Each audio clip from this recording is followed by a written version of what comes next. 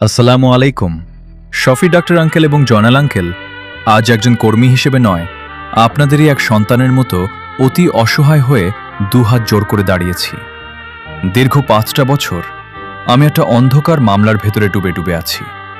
Uncle, এই 5টা বছরে আমার জীবন থেকে শুধু সময়টুকু হারাইনি, আমি আমার নিজেকেই হারিয়ে ফেলেছি।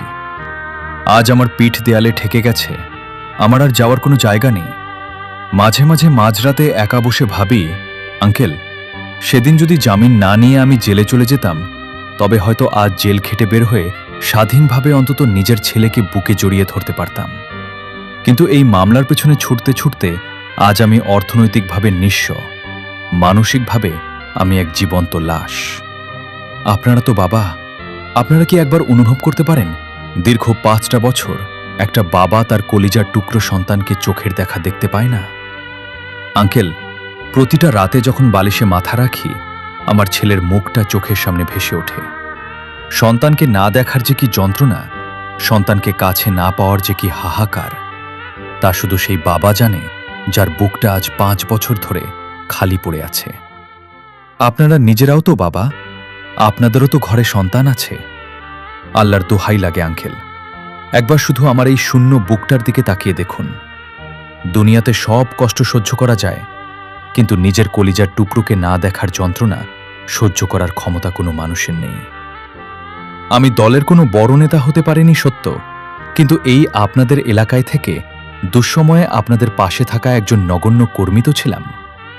আজ এই মামলার ঘানি টানতে টানতে আমার জীবনের সোনালী সময়গুলো শ্মশান হয়ে গেছে। জানি না এই শান্তির মুখ আর কোনোদিন দেখতে পাবো কিনা। আঙ্কেল, আপনাদের পায়ে ধরে অনুরোধ করছি, আপনারা দুজনে মিলে যদি আমার এই সমস্যাটা একটু দেখতেন, তবে হয়তো আমি এই নরক থেকে মুক্তি পেতাম। আমার যদি কোনো অপরাধ থাকে, আপনারা আমার বিচার করুন, আমি মাথা পেতে নেব। কিন্তু এই জেলের চেয়েও বড় যন্ত্রণাময় স্বামী স্ত্রীর মধ্যে ঝামেলার আসল সূত্রপাত হয়েছিল একটি রোজার রাতে। রাত তখন আনুমানিক 2টা। আমি ঘুমেছিলাম, এমন সময় আমার ছেলেটা ঘুম থেকে জেগে তার মায়ের জন্য কাঁদতে শুরু করে।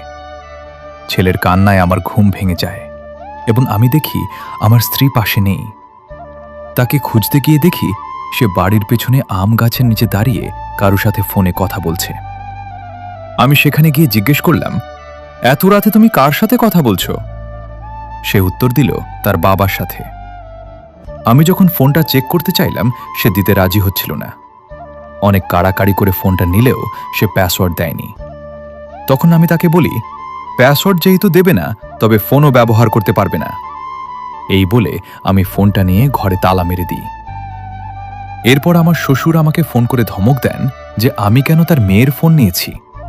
তিনি পরিষ্কার বলেন, ফোন তুমি কিনে দাওনি, তাই তোমার কোনো অধিকার নেই।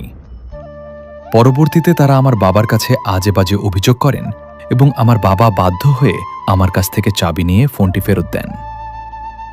এর 1 সপ্তাহ পর আমার শ্বশুরবাড়ির লোকজন তাকে নিতে আসে। তখন আমার মা কলপার থেকে পড়ে গিয়ে পা ভেঙে অসুস্থ। আমার দাদাও মৃত্যুশয্যায়, যিনি 2 মাস পর মারা যান।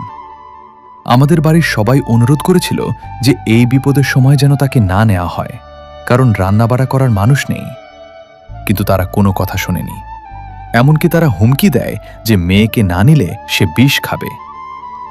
পরবর্তীতে ইসমাইল কাজীকে দিয়ে আমার বাবার কাছে ফোন করিয়ে তারা জোরপূর্বক তাকে নিয়ে যায়। গত 5টি বছর আমি যে খেসারত দিচ্ছি, তার পিছনে মূল ঘটনা এটাই।